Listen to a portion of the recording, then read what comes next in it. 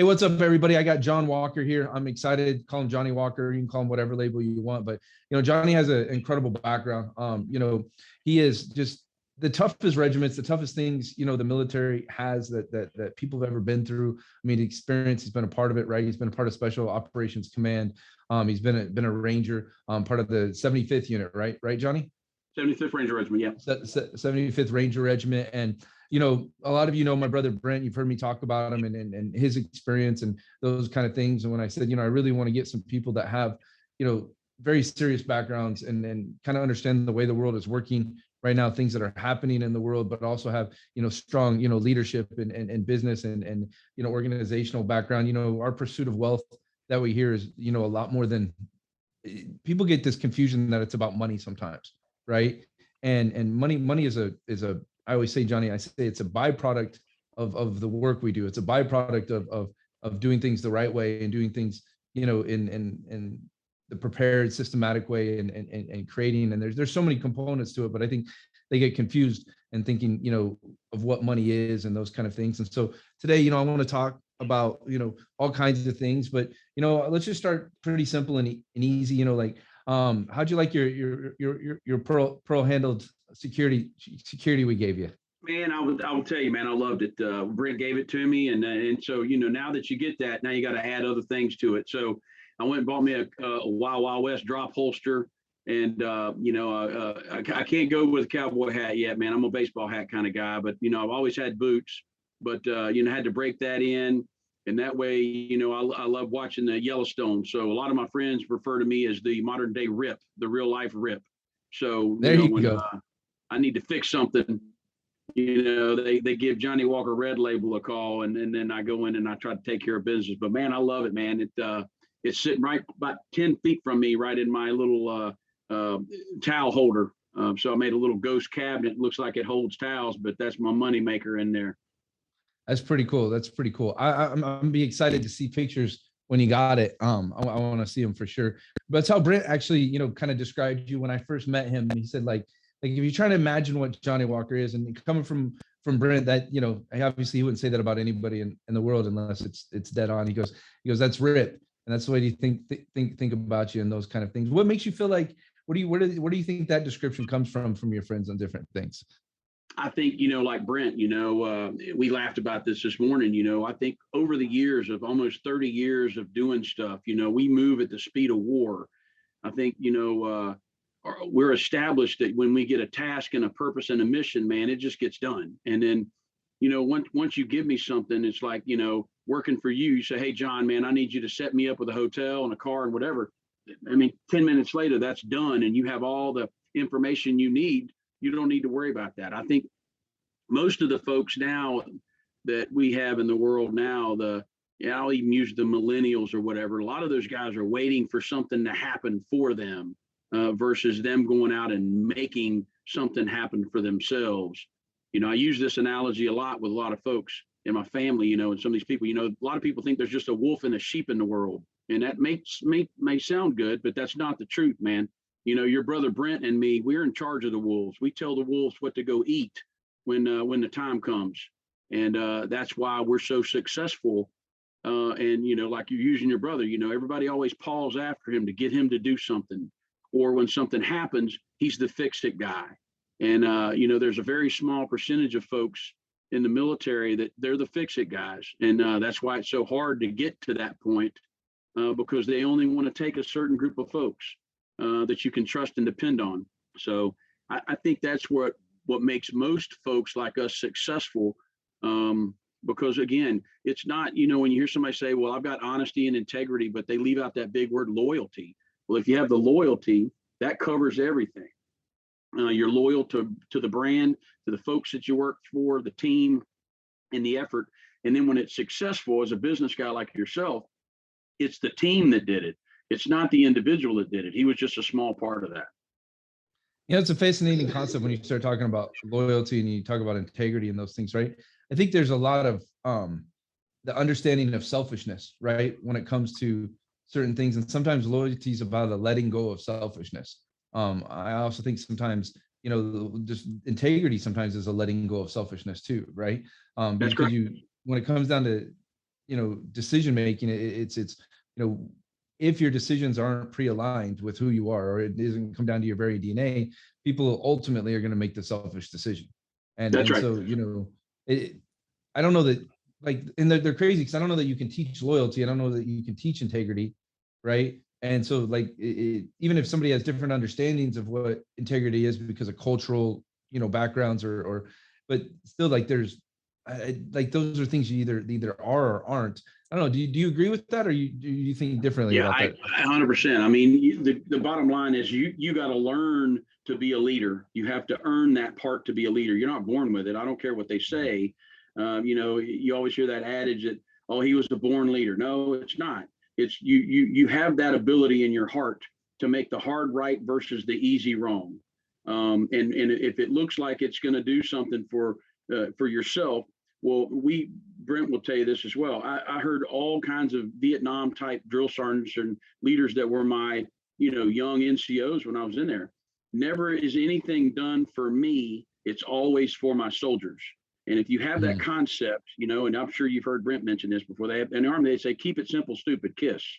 So when you do that at a young leader level, whether you're a business owner, or whether you're a restaurant manager, or whether you're a platoon sergeant in a Ranger regiment, your mind focus has to focus on what is the right course of action for my team. And if it's some of the things fit in the first course of action, and then say the second course of action, some things fit, you have to make that course of action work for the mission set and its mission statement. And I think that's where most people, they get hemmed up on that. They get stopped, and then they wait for someone else to kind of figure out what they're going to do. I mean, perfect example is you look at like a riot. You always have that one person on the bullhorn that's directing the traffic for everybody, and they got to get to that point where they're all spun up, and then they go out and destroy stuff. Versus just the masses are saying, we're just going to go do this. You always have that one or two voices that create that process. And you can have good bad judgment, and you can have really bad judgment. But again, you're going to have some of that leadership start at a young level. I like that concept when it comes to the waiting. And you talk about, people who wait, and that waiting, the if thens, right? And you're preparing to do something. But that's a little bit different. Being prepared is not waiting, you're preparing, which means you're taking action on doing something. I see a lot of people, they get, like, if it's like a straight rope, right? And there's knots in the rope, and they get caught on the knots. And so that begins to keep them in action. A good example, I was talking with some of our marketing team yesterday, and like one of our projects is we do a lot of marketing advertising to raise capital, bring in money for the business, and a lot to bring in investors and those kind of things. But I've been working really hard with our marketing team to take our real estate marketing, which is bringing in deal flow, bringing in transactions and stuff into the company. And it's something we spend a lot of money on, but there's a series of actions I was kind of frustrated that hadn't been taken. Our Right. project manager calls me yesterday, and then follows up with the text. And she says, well, give me your priority list, right, for these things to be accomplished. And I said, well, I wouldn't give them to you if they weren't all priorities. If they weren't, Right. if I didn't want each and every one of them done, there's not, it's not, sometimes there is ABC priorities and different things that have to come first. But in that scenario, I was like, if you're waiting on any of them, then none of them are going to be accomplished, and none of them are going to get done. And I think there is a lot of that within that millennial generation. Like, we have a lot of 18 to 24-year-olds that have worked for us over the years. And I coached college baseball for a couple of years. And I think I can see that concept. And then as they mature and go through evolutions, but I see it 1 out of 10, right? That don't have that hang up. And I'm not sure where that is. You hear a lot of things like with Facebook and different things. So the social environment for them is different than the social environment for me and you. And I'm sure my social environment is even a little bit different than yours. But at the same time, like, we weren't raised on a social platform. No, I don't even have Facebook. I have LinkedIn every so often. I turn it off because I don't want to form my own opinion about what I see and how I gain that information. But again, it's like what you said with your marketing folks. Those guys, they have to understand that, hey, there's a mission essential task list that you pushed out. That's important tasks that have to be done. Within that step, you got to back that process back to, hey, these are the subtasks that have to be occur for this task to be completed. And Mhm. so, and then also trying to think about as a leader, like we'll use your brother, if he was my sergeant major, I need to kind of think along the lines, if I've been with him a long time, how he thinks and how he operates and what right looks like for him. And then that way I can come to that conclusion, and it's easy for him. Because again, in your position right now, you don't have time to try to fix a problem. You've issued a task to someone and they have to fix that task. You may have to adjust it left to right a little bit, but it should be generally 85 to 90% correct for the company's mission. And I think going back to what we said earlier, what is your mission intent? What is RAD's mission intent statement? What's the mission statement look like? And everybody has to be on board with what that looks like for the companies, for success for the company, not individual success. Yeah, one of our leaders said it fairly well recently. His name's Dustin Warren. He runs our like ranch operations and ranch acquisitions. And Dusty said it. He's like, you live in the future, and you have to live kind of in the future. And so I have to think, he's like, as I'm working with you, I have to start thinking about, because I have to live in the future. I have to think of, what's going to be a headache and a problem for our investors 6 months, a year from now. What's going to be a headache, a problem with our real estate 6 months to a year from now? How do I progressively think, 2 years from now? How do I address threats that are coming in the next, 90 days, to the company, and make sure that, we're cutting those off at the pass, right? You mentioned Yellowstone, right? The constant war they're in Yellowstone isn't reality. But there are all kinds of different types of, threats and different types of things, that you face, on the journey and stuff. If we had to do that kind of war like they have in Yellowstone, it'd be really hard to grow and build a business. But there's all kinds of different kinds of threats that you're constantly facing too. What do you think about, what's going on in the world right now? We're post-COVID world. We're in a hyperinflation world. There's the, Ukraine, Russia, war conflict. What do you think about, just in general, kind of just general feeling about kind of what's going on? Well, I think, again, the biggest part that I agree with is there's 525 people that run our country. That's all the Senate and all the Congress combined. And they live in a very, very small bubble. And those people in that bubble are worth a bunch of money. I would say 96 or 97% of those people are millionaires, but they don't feel the burn of a guy that, say, is your marketing rep that has a child, and he's got to pay for daycare and the wife is home trying to homeschool. They don't see that narrative. So when you try to say something to them, they always cast doubt, and it doesn't make sense. No, that's not what's happening, and whatever. But again, when you elect people that have been in that bubble for their whole life, and we'll just say this. So our current administration, the guy that runs the country, I won't mention his name, but he's been in politics for almost 50 years. So if you were so squared away, why didn't we have all these problems fixed 30 years ago? Well, because you can't fix those problems. Sometimes a problem arises like COVID. It was done intentionally, and it was leaked intentionally, which I believe is the truth. But again, now you have to fix a problem that was generically started from a host country. And how do you fix that? Well, we didn't have the right people to fix that. I mean, there's all kinds of things that you could try to put your finger on, but there's no way to put your finger on any of it. You just have to have somebody in charge to go, okay, we got to get ahead of this, and we got to stop this where it's at, and we got to have a process to eliminate these steps. And I think a lot of people took that for granted, as they do with everything. They sit back and watch what's happening. I mean, you look at a guy that, makes maybe $15 an hour, and that was their new, hey, we got to do that. And he works at McDonald's and whatever, but now he's driving back and forth to work. His rent's gone up, his grocery bill's gone up, or if you can't get groceries, where you got to get them at. And oh, by the way, it costs him twice as much to fill his car up to go to work now. So, his option is, I can sit at home and not have to do it at all, and I get paid, so I can let someone else do that. So I don't think there's a whole lot of leadership in the world right now currently. Ukraine is a perfect example of that. He had those intentions for years. He just held off until the right time to do that. I think that's a horrible situation. I think humanitarian wise, for them targeting women, children, and old people in apartment buildings is absolutely, crippling. But is anybody going to do anything about it? And for me, the answer is no. I mean, you always say NATO, but NATO means the U.S. So, and it's always meant that. So, we have to have other people. there's a line there that's scary, right? And so this is kind of, as I've kicked around this concept or idea with different friends and different colleagues, and with Russia being a nuclear power, being the other great nuclear power, besides us, right? And there's some other, but there's really very few true nuclear powers, in the world, and everybody kind of either aligns with one side or the other way with their nuclear weapons. And the line is like, how far can you push Russia before they choose that option, and so what's the line, what's the fear factor, and it's like there's a lot of people, they say, I've heard people say, well, Russia's being, they're being sanctioned, and they're being, their oligarchs are getting their yachts taken and different things, and I'm like, I don't want to be the person that messes with Russia, right? I think their KGB is probably this is just guesses for me, right? I don't have nearly the background you do by any means, but I think the KGB is probably really, very real. And I don't want to be the random diplomat that's making a scene about Russia. But if you're the country that's really going to war with them, then you're the country that's really going to war with them. I think you either have to make that choice or not. I don't know. It's like there's lines there. I mean, they're not afraid to kill their own people, right?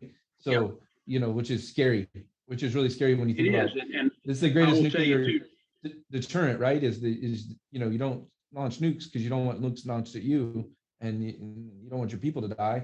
And so if they're not afraid to kill their own people, I mean, that's scary. Well, I mean, you saw that in Syria, where they were gassing their own people. And I mean, when you get to that point, really the any kind of peaceful negotiations are pretty much, you don't I don't know how you fix that, and everybody says you got to have strength to have peace. But that sounds like it's a great statement. Like, again, we're in high school, and you had the high school bully that tried to take your money or whatever until you thumped on him, and you might not win the fight, but if you punch him in the face 3 or 4 times, he's not going to come back and ask for your lunch money anymore. He's going to pick a new target. And I don't think we've done that really effectively. In my opinion, and you talked to your brother about this, we have not really wanted to win a war that we've wanted to win since World War II, where we just bombed everybody back to the Stone Ages, and then that brought peace through strength. Now peace throughout the world in a lot of ways. That's right. If you've looked at anything from Vietnam, Korea, all the other things in the world, we go in there and we throw our weight behind it, but then we get political, whether it's left or right, and I blame both sides. They don't like the outcome. Well, you shouldn't have put us in the middle of that. Give me the tools to be successful and win with the rules of engagement that you give me. And then if I do that and I lose soldiers, then I have a mission statement. And guess what? War is horrible. I mean, I was talking to your brother about this morning, man.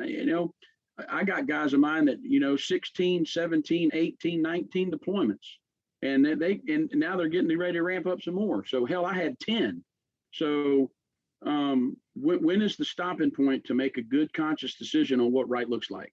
And I just don't know where that is right now. And throwing money at a problem is like putting a Band-Aid on a sucking chest wound. It's just not going to fix itself.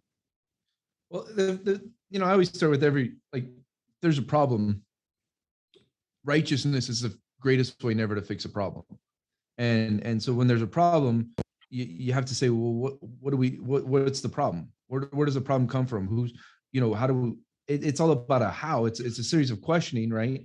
And if you take a righteous attitude towards it, it's kind of like COVID. Like when COVID hit, I knew that nobody was going to get it right. There's nobody who's going to have a perfect solution. But whether it's left or right, nobody has said, hey, here's a real problem. And whatever solution we're going to come up with is going to be difficult and challenging. And nobody's going to have the perfect solution or perfect answer for it. But let's go work to find the best solution, right? And the fact that we went through a pandemic and it was still so partisan kind of blew my mind. It's kind of America usually, like 9/11 is a great example. When we really hit the fan, we come together and we let go of the partisanship. We let go of the left right thing, and we say, hey, let's create the best plans, create the best way to fix this problem. It's like in my company, I look at a problem and I say, okay, what's the problem, right? What's the issue? What's the challenge? It's like, if there's a problem, it's a reflection of leadership. So to me, it's always like my team, if they're having problems, it's a reflection of, my leaders. And if my leaders are having a problem, it's a reflection of me.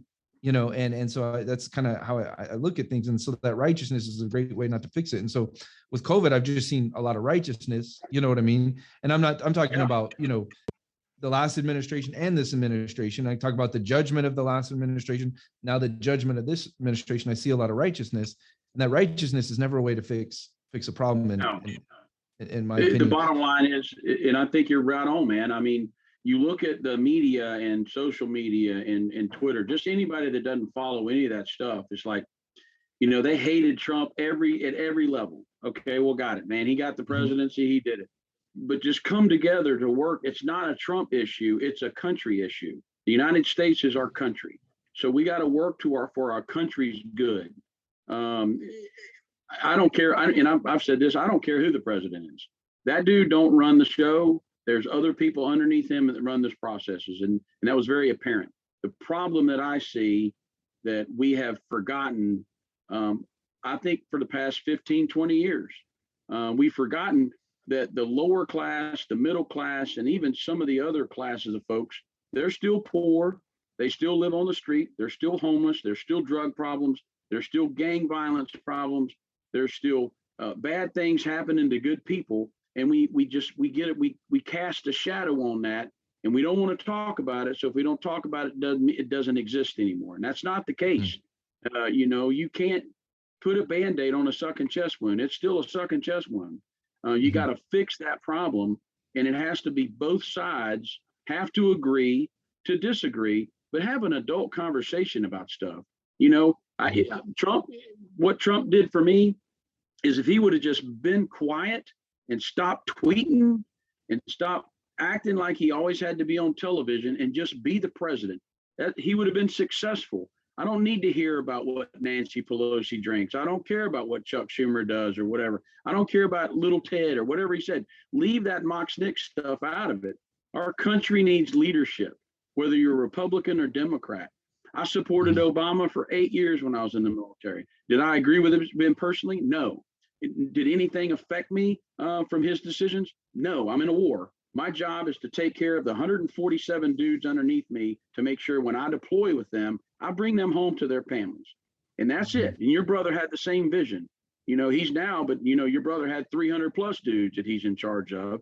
His job is to make sure he brings them folks home to his family, whether it's a guy or a girl, what you do in your personal thing. If you're, if you have a girlfriend or you're a girl, whatever, man, that don't matter to me, as long as it doesn't affect your skill set at your work.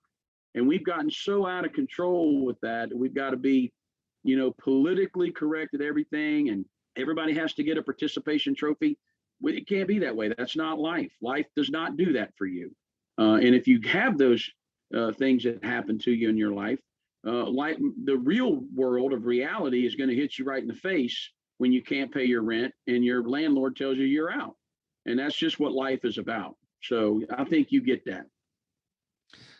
Now you got the balance, right, between these things that are going on in the world. Like, I can go deep dive into conspiracy theory, like with some of the best of them, right? And like, you say things like, well, why is, the two richest men in America building, space shuttles to leave the world? And why are they buying more land than anybody else in America? And why does, one of them have a tunnel out of Los Angeles into the middle of the desert? And you can say, COVID-19 was just simply a test.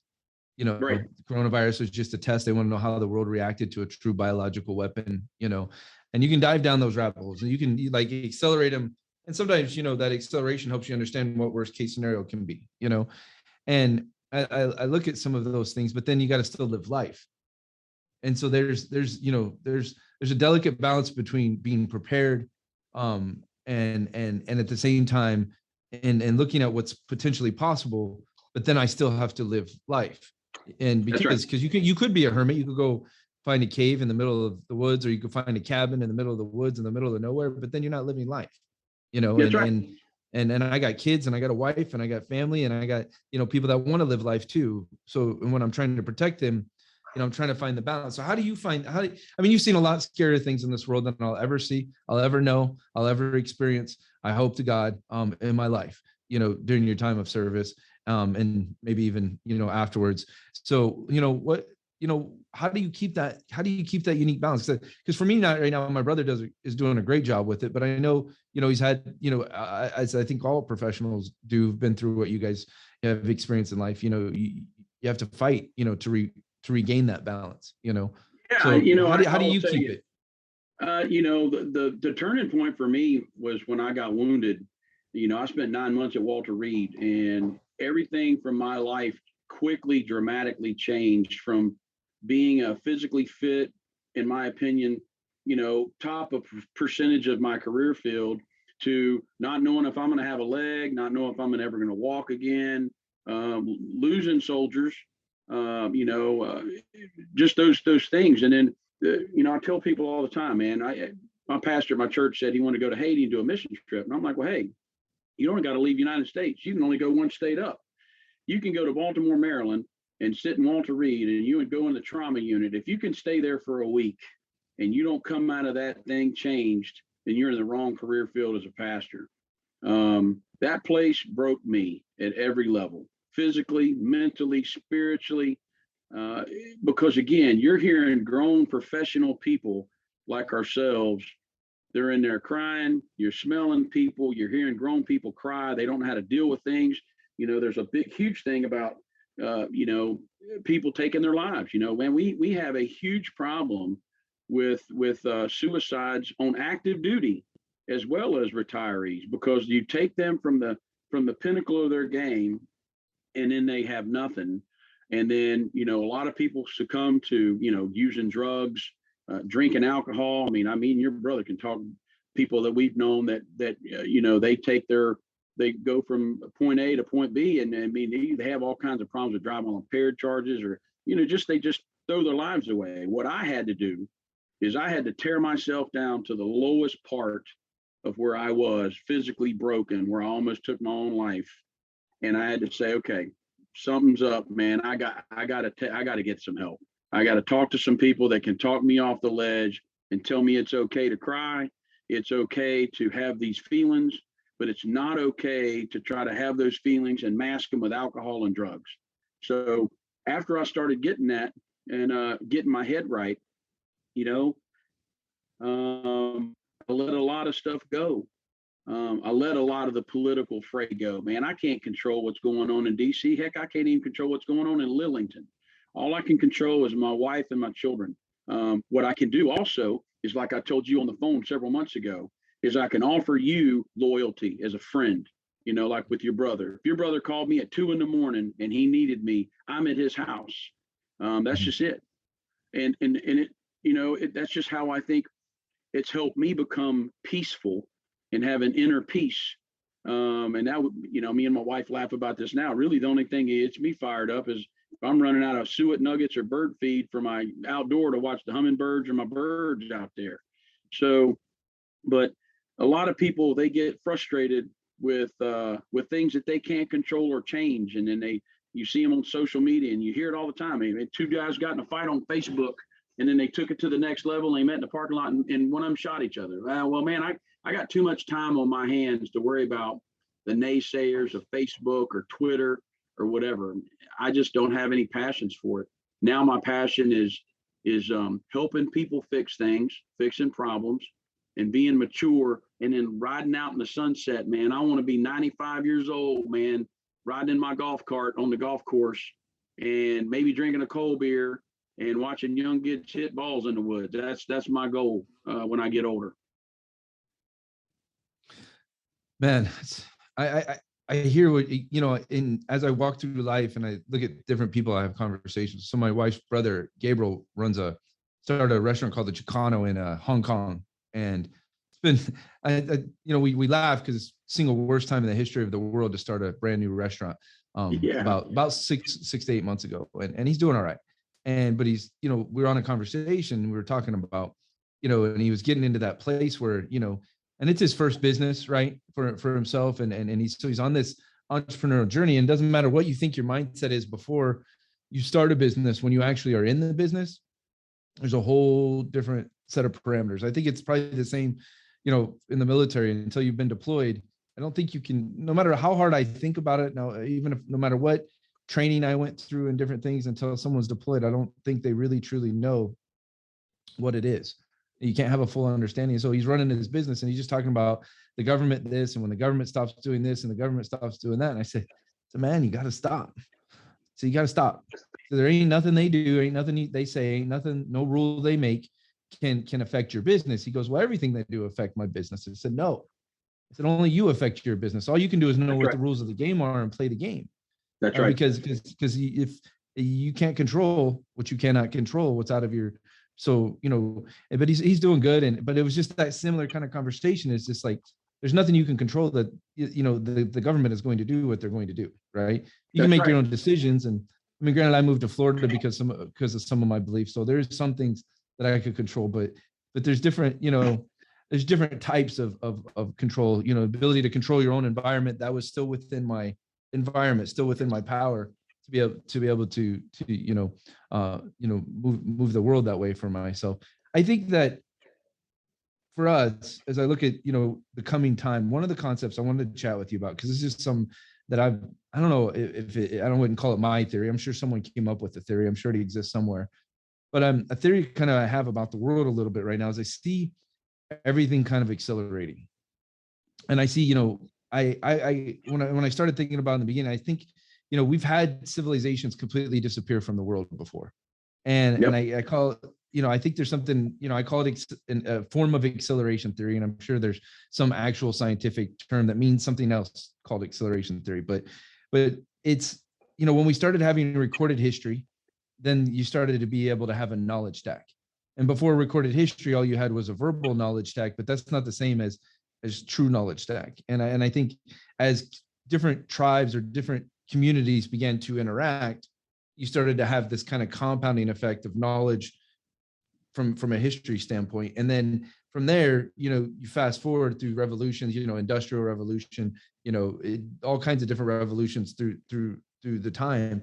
But then you get to the computer age and you start to come with technological innovation revolutions, and you start to have computers, and now knowledge continues to start to compound and start to stack. And I think that causes economies to go up and down faster and faster because of this, right? And then now that politics can't even keep up with technology, and that's not even a, you know, negative towards politicians, just they can't keep up, right? With things that are happening with artificial intelligence and you know, everything from the metaverse to, you know, something as simpler as a computer chip, right, making a big difference into whether it takes, you know, a month or a year to get a new car, right, or new computers and different things, and then we no longer control those things. And so I just see everything speeding up, and I see, you know, every gap, you know, that existed, that we would say, hey, here's about how long it takes for a full economic cycle. We're, you know, roughly every decade we're having an economic crash and we're having a boom. And I think, you know, we had a crash in 2020, we had a boom in 2021, 2022. I think we're going to continue to accelerate, you know, in a bull market, but people don't even really understand hyperinflation because America's never truly gone through super hyperinflation. And so now, you know, there's these new things that are speeding up. But for me, a lot of this comes back to, you know, this technology and just everything speeding up. And I even think in some ways the weather and climate things are speeding up. So, you know, I know that there's a plan, you know, that's out there. I've, you know, heard the 2049 plan from China, right? And I've read, you know, some of those kind of things. And so the utilization as if different types of technological things as a war asset versus bombs and guns and different things. So I just wonder what you think about that theory and the China thing. Fire away. I think you hit the nail on the head. I mean, and it almost brought me back to a point where I remember watching this. One of the things that made me really join the army. You know, the Rambo movie, the first Rambo movie came out, you know, really, I think it was the second one. But, you know, one of the catchphrases of the movie was like, Rambo, all this technology in this room is for you. You know, all these computers, all of these tracking systems and all this other stuff. This is the greatest brain in the world. And he said a comment that really drew my attention. It's like, I always thought the brain was the best weapon you always had. You know, you got to have that thought process.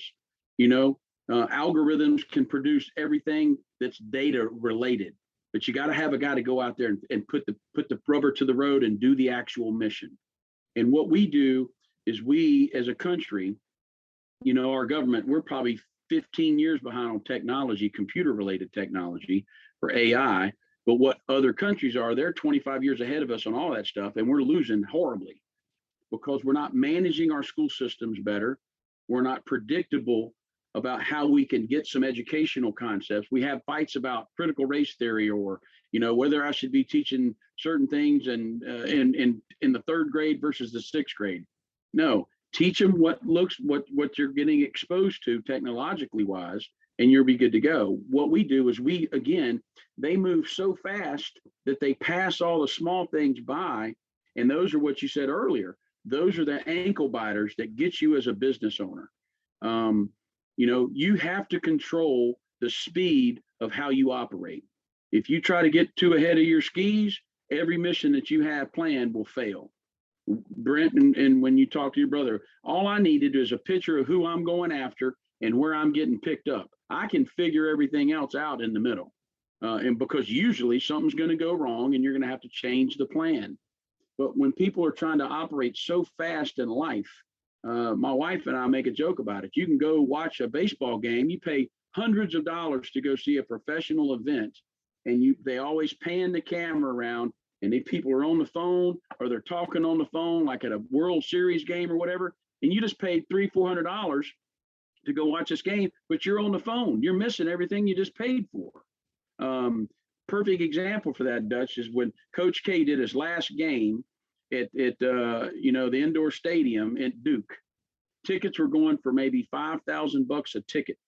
And I personally watched a guy that I know, I went to high school with. He's got a lot of money, and he was on his phone the whole game. So did you actually pay to see Coach K's last game, or were you doing your social media and staying on Facebook or whatever? So you're missing your life. Just like the movie Click, even though Adam Sandler did it, and he's a hilarious guy, but Click really is true. You're going so fast, you're forgetting all the small things. Mm-hmm. Yeah, for me, I realized with my children, right, that the time I have with them is just so short, and I mean, like, short in the sense that they're not children for very long.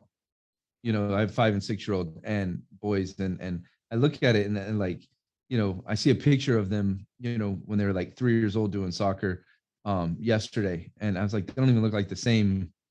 This not even looks like the same human being in some ways as they were just 2-3 years ago. And yeah, I still recognize them, but at the same time, but how fast it goes when you look backwards, right? That's it. When you look forward, time can slow down a little bit, but when you're really in the moment is where time truly slows down. And a lot of people, you start thinking like, when you start, like, you're getting mystical or you're getting different things, but if you actually can live in the full presence of like that exact moment, time does actually slow down, and the concept of time does slow down, and you're not sped up, right? And I think that kind of comes back to, baseball. I think that was, a goal for me when I played, was to slow everything down and be perfectly present, but I didn't know how to accomplish that, right?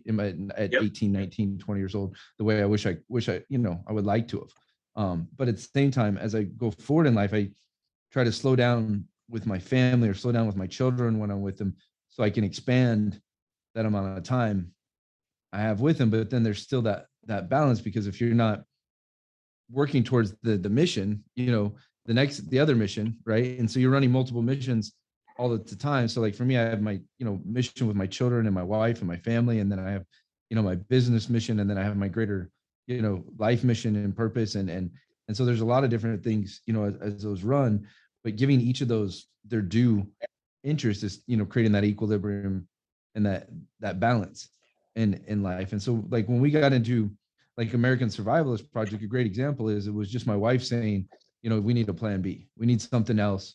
We need something more than just what we have, every day. And those of you, who are real familiar with American Survivalist Project, I don't need to go through a detailed explanation, but essentially, for us, it's just, if everything in the world goes wrong, we're safe.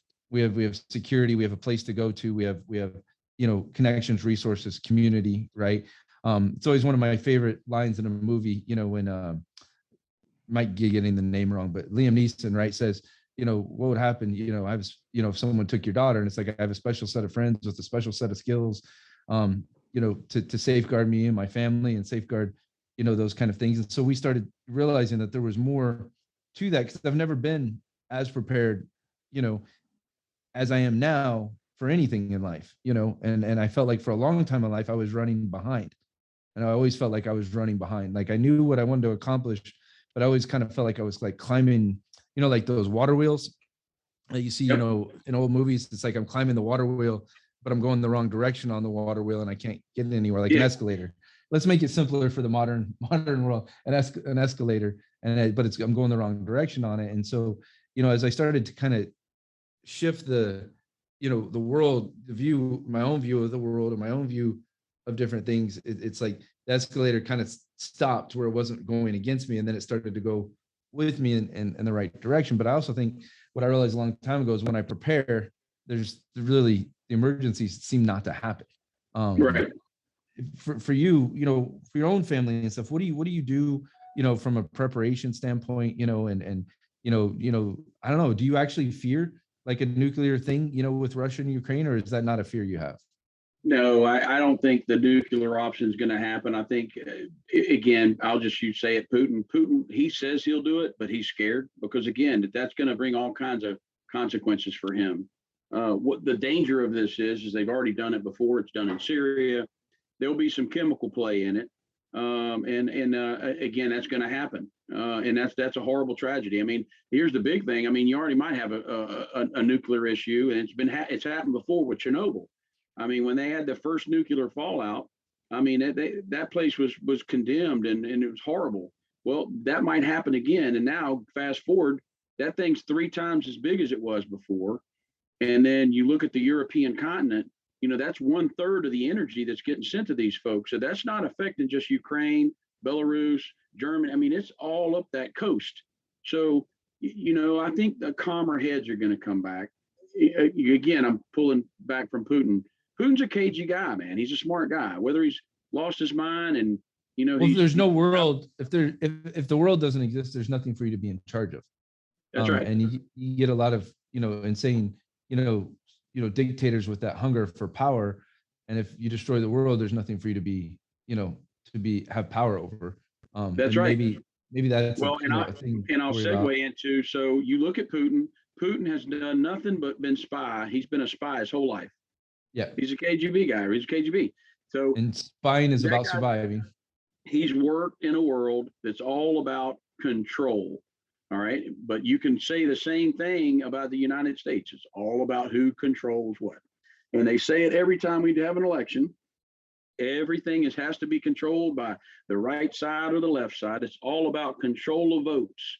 So, your argument is moot. If you're going to get mad at Putin, you should look yourself in the mirror if you're going to throw a rock in a glass house, because we got our own problems we got to fix. Every 2 years, you're going to see 9,000 ads of I can do this better than him or whatever. And none of that's true. They get there and they make a lot of money and they never do anything for you. So they just want your vote. They don't want anything else but that and your money.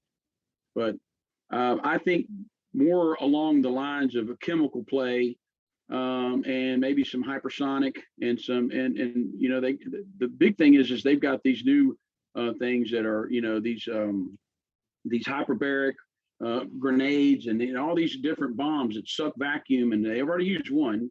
You've seen it, but I just think right now with the kids and the older people and the stuff, I mean, you look at Mariupol, man, I've been there. I mean, that place where I was at, I stayed and it looked like the made up Hilton there. I forget the name of it, but right there, we did some training, and now it looks like, looked like World War II.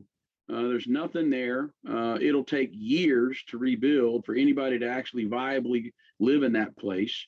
And then you got to deal with all the other things, the rotten, the disease, the whole 9 yards, man. So this is going to be centuries of trying to repair something that could have been fixed easily at the table.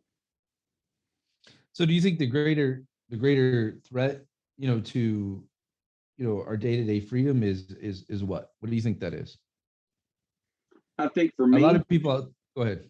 I think for me, my day-to-day is I go about my day and I don't watch news anymore. I don't turn into Fox News. I don't have any Facebook, Twitter, anything like that. Our country's going to operate just like it did in 1970. The only thing that fast forwards things now is social media. I think if you got information warfare. That's right. So I can still go to the movies. This is what people don't understand, and your brother will get this. It'll be a game changer if I try to go to Holly Springs or Raleigh, North Carolina to go to a movie, and I got to run through IEDs and a complex ambush. That changes everything. I don't have to do that now. I can still order food and go to a restaurant. Maybe I have to follow the rules, like you said, with wearing a mask. Maybe there are people that are really nervous about catching something. I don't know what their health requirements are, but I'm still going to be able to go get food at the food line, or go to a movie, or go to a shopping mall, or me and my wife take a walk, or I drive my golf cart, or whatever. That's still going to happen, and that's going to happen in 10 years from now. Only thing will be different is my golf cart might be faster, it might be bigger, it might have step stool on it because I'm old. But the process is all those things are still going to happen. It's just that you got to let the outside noise kind of escape, because everybody has the opinions and they always know what's going to happen, but none of that ever comes true, and that's on both sides. Mm-hmm. What do you think about, people talk about China a lot, and they talk about, information war, the war of innovation, with them and those kind of things. I mean, what do you think about that? Well, I mean, you think about it, we go back to the school piece. I mean, China kicks our ass in technology. I mean, hell, most of the stuff we get comes from China. So if there was a real problem, and this is even with Trump, it was a real problem, we should have fixed it 30 years ago, but we didn't. You try to be friends with them, and you got to make some, they make everything. I mean, literally, you think about any toy, anything you buy from Amazon, most of those parts are made in China. The American made thing went out in the 70s. And don't fool yourself by listening and say, we're going to bring it back, because they don't bring it back. That's why all these companies go overseas, so they get cheap labor, so they can enhance their bottom line to make sure it's good. So if calmer heads would prevail, you could try to work a deal out with folks, but it always has to be, the right don't get what they want, and then the left don't get what they want, and then the right's wrong and the left's wrong. Well, somebody's got to come to the middle and try to build this again, like I said earlier, for the United States of America. What looks good for the United States of America? What do you think about what do you think about the government stepping in and saying, look, Apple, one of the richest companies on the planet, and you're an American company, and maybe they don't see themselves that way. I don't know. I don't know their board meetings. I don't, sit behind closed doors and know what it is. And so this is just, a hypothesis. What if the American government said, look, you're an American company, you're one of the richest companies on the planet, you have a product that is, spread worldwide. What if the American government said you have to make these cell phones here? I don't think it would ever happen, and that would be wrong. Because again, your ideal of your company, we'll just use your company.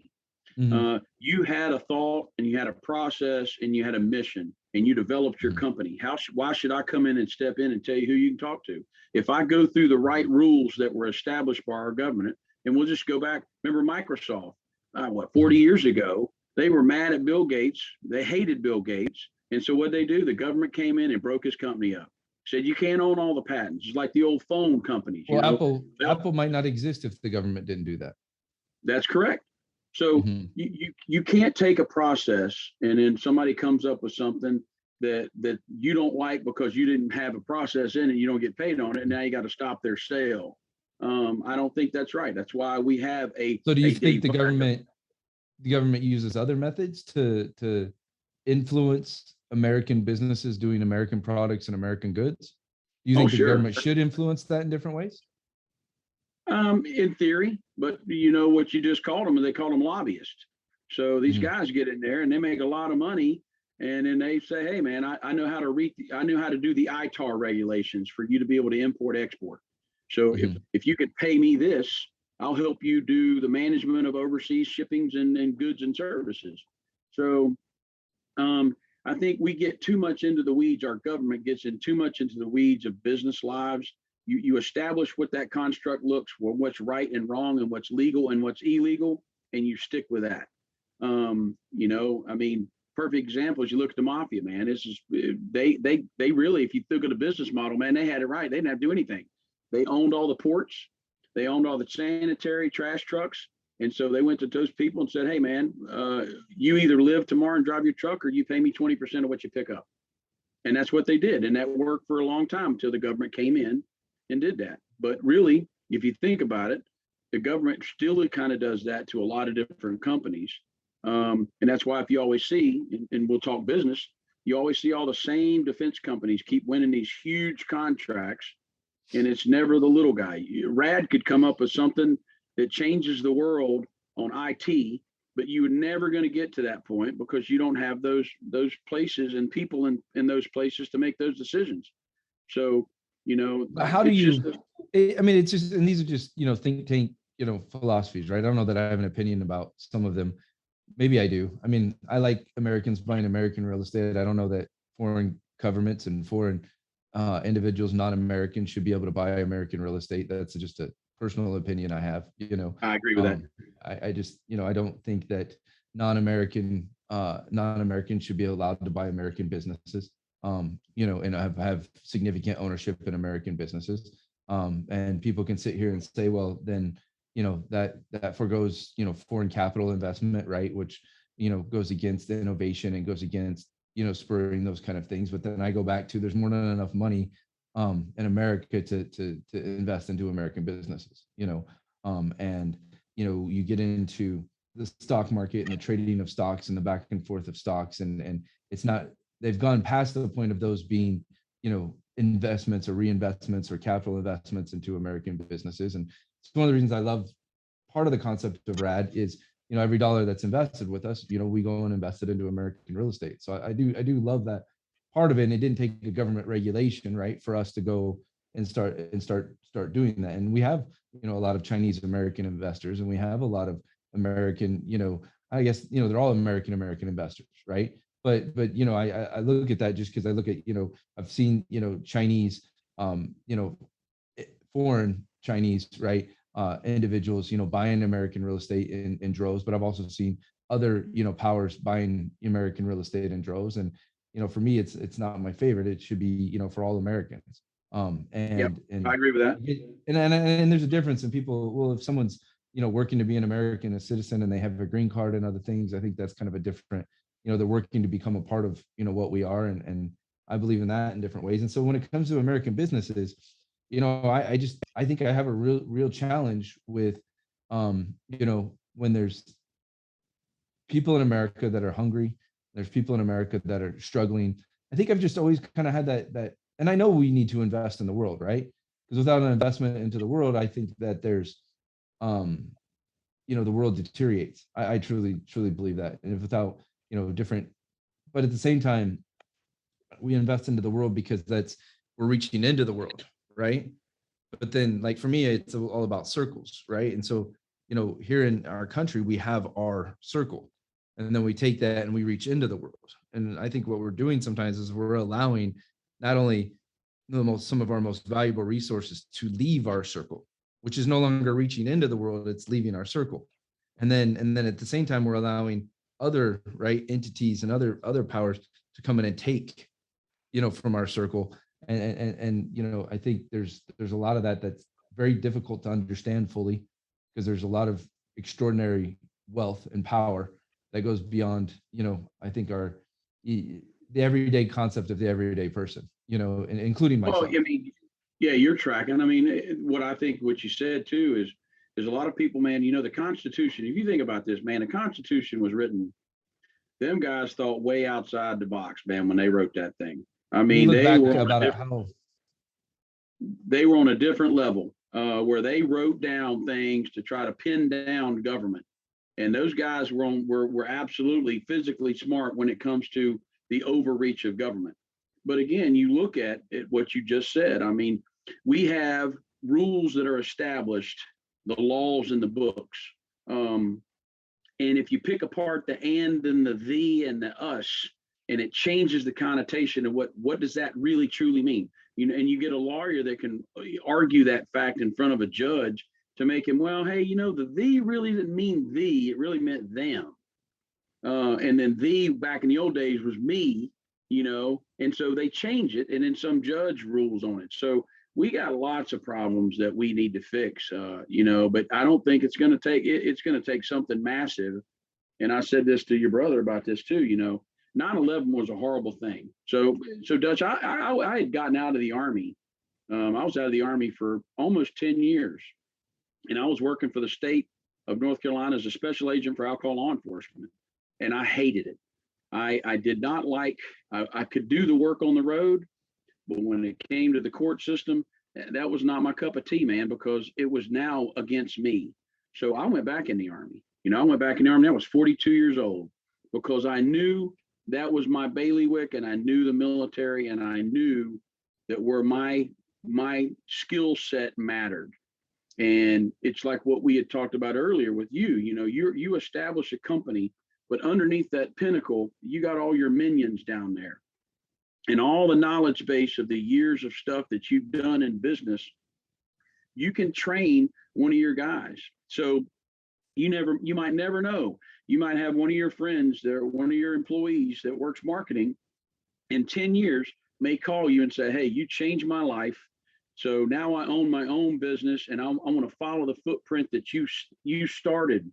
And that's what made me go back in. And 9/11 was a big part of that. What I look at, and a lot of people forget this part, they always want to throw the racial stuff out and white versus black or whatever. And I think that's all crap. I don't see color. I see man and woman. I see, are you a good person? Are you a good steward? Do you take care of your neighbor? Do you shake hands? Do I call you sir or call you ma'am? But what I do know for true is 3,300 and some change died in a matter of an hour and 50 minutes. And I don't know, there were hundreds of different, nationalities. Who knows what those different nationalities were, but they all got killed in an hour and 38 minutes and some change, and their families were forever broken. And that pissed me off because our system in place in the government and our intelligence world kind of knew that was kind of happening, but they turned a blind eye to it because, again, what you said earlier, they're moving at the speed of government and thinking that, and then they're missing all the ankle biters. And now you can see all the documentaries coming out about, we knew these guys were doing this. They knew, they had FBI tell them this. And then some guy that was in a leadership position said, hey, we don't need to do that. No, that's wrong. We need to slow down and listen, look, and smell about what our surroundings look like, because that's what we learned in the military. Because as soon as you do that, you're going to figure out, hey, that don't look right. That guy told me the other day, all he wants to do is learn how to take off on a plane, and he doesn't want to learn how to land it. Well, that should be a red flag.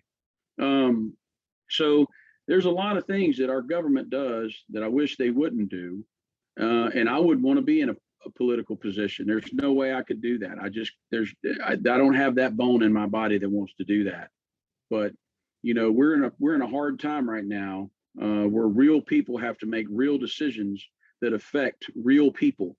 And when I see a kid in our own school system that doesn't have lunch money because his parents don't have enough to feed him, that's our problem.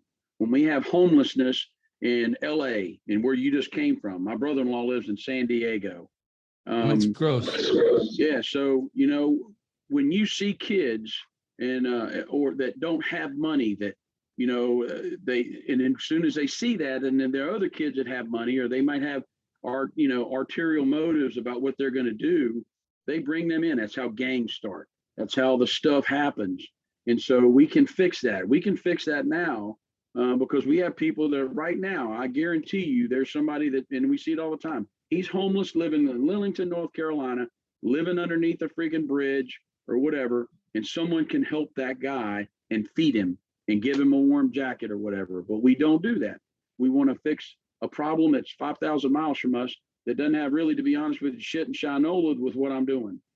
And we could fix something, but we don't, because you want to have that political footprint and say, look what I did for this. And that's not what it's about. It's about taking care of the United States of America. And even what you said about, people coming into work, the Hispanic population coming in. You look at most of the extremely difficult jobs that are being done, whether it's road construction, building construction, roofing, everything that has to do with a skilled labor, 90% of that is being done by Hispanic. And most of those folks, I would say a large portion of those folks, just want to work because there's no work where they came from, or there's huge issues with government corruption, drugs, gangs, and stuff. And they want to leave that, and so they can provide something for their family, which is a better life. So We've known that problem existed since I've been old enough to know about it in the 70s. And, it's like the war on drugs. I mean, this is a perfect example. If you ever watched American Made with Tom Cruise, that movie about him flying drug money, and then that turned into running guns and drugs. And then, of course, you watch some of these other movies like Charlie Wilson's War. All right. Well, Charlie Wilson's War, we funded that fight. And then we screwed the pooch on that one. And that turned in for the Afghanistan and the Taliban hating America because we broke a promise to them. And then what did we do after Charlie Wilson's War? We turned right into that Contras, Sandinistas, and Contras, and how the war on drugs is, and so on and so forth. And I'm telling you right now, the drug problem ain't ever going to go away. There's too much supply and demand for it. And the gun issues, the illegal gun issues ain't going to go away because there's too much supply and demand for it until you fix those laws and you make other people understand that, everything is fentanyl related now. You're just spinning your wheels, and it's a never ending. Like you said, I'm in the Stairmaster in Planet Fitness, and I'm staying stationary and I'm watching 3 hours of freaking Yellowstone, but I've moved 2 feet for 2.5 hours and I'm still in the same place. And that's what our government does sometimes. So that was a good one. I mean, you got on a good, what we call it, transcendental, just absolute stream of consciousness right there. And I enjoy hearing, you just dumping it out and getting it out and sharing, so many things that I can find congruency with, right? And I think, no politician, I think, ever has, the easy job. And I think probably a lot of them get involved in it, at least a portion of them get involved in it for the right reasons in the beginning. And then they're, left with, climbing the Mount Rushmore. And so, it's one of those things that is interesting. And how we go forward is, you have to keep going forward in life. And how can we affect things? I think, each person has to make those decisions, and it's fascinating. Imagine all the resources we put out into the world. If we put those resources directly into American children, what would our world look like in 15 years, 10 years? Because reality is, my kids absolutely. 5 or 6 years old, 10 years from now, they're already built into what they're going to become by the time they're 25, 30 years old someday. And yeah. And this too, just from what you said. So you look at the teachers, we'll just use the teacher. So remember a good teacher that you had when you were a kid. You still remember that teacher. She taught you, or he taught you something. So those teachers teach these kids to become lawyers, doctors, maybe presidents. You never know. But the teacher's salary still stays capped, and then you get mad because the teachers that you get from college may not do the right thing. Maybe they have issues with children. Maybe they get arrested. Maybe they have, a relationship with a child. So you're lowering your standards to try to get folks, but then you get the right folks and you don't want to pay them. So they go find another job. So it's like like you said, the rabbit hole, man. You're like a hamster on a wheel, man. You're saying one thing, but your actions show something else totally different. So I think there has to be a lot of changes. The social media, our social environment needs to change. Everybody's so bad about everything. You can't say anything. You got to worry about if you say, hey, man, I voted for Trump, and you worry about getting bashed in the head with a brick. That's got to change, man. That whole process changed. I'll tell you 2 things that I loved about being in the military. Your brother will tell you. There's 2 things that I wore my uniform that meant the absolute most to me. That was the United States flag and the U.S. Army name tape. Everything else that I had in my life, man, that didn't mean anything to me. I belonged to an organization that supported and defended the United States of America's Constitution. And I was part of the big brand, Uncle Sam. And everybody that I worked for followed those same guidelines. And that's the part that I take great pride in. I mean, you can be a Special Forces guy, you can be a Delta guy, you can be a Navy SEAL, or you can be a MARSOC Marine, or you can be the truck driver that drove those guys to point A to point B. But if you don't have that guy, that team stuff is not successful. And that's where the military gets it, is that if I have PFC Smith taking my guys on a mission, and he's going to make sure that if somebody gets hit and he's not part of my unit, he's going to do everything he can to do the medical stuff and take care of them at the best of his ability. And I don't even know that kid. So what organization can you have that in where I just met you 2 minutes ago, and then I'm coming to see you and I just got shot, and you're going to do everything you can to make sure that I get off that battlefield and I survive. And those are the things that we look at. Well, I think that's American, right? And I believe in that culture with everything that I am. We're getting a little background, but we're, we made it through a solid hour plus. So I appreciate you coming on. I appreciate the time, appreciate the things you shared. And just giving me your time, which is, incredibly valuable in this, world that we live in. Just thank you. Great gratitude for, your service and your time spent, but thank you for the last hour you spent with me. I appreciate it. You're welcome, man. I appreciate it, man. And all your team that's doing all this stuff, I appreciate them as well, because that's what makes the machine work. I mean, it's pretty amazing. Our, 24, 48 hours ago, we knew we were going to have, our podcasts and different things, and they set everything up and got everything loaded and got everything ready. And, with my move to Florida, it threw them out of their, comfort normal box, and they adapted and adjusted. So I have gratitude for them too. So absolutely. Thank you guys that they're here with me. And thanks for Vincent, who made a lot of effort as well as a part of it. And thank you, Brent, for setting this up too. So, but that's it, brother. Thank you, man. Yeah, you're welcome. I look forward to seeing you at Suffolk, man, in May. But I'm definitely going to have to buy you a cowboy hat. Hey, we're good, man.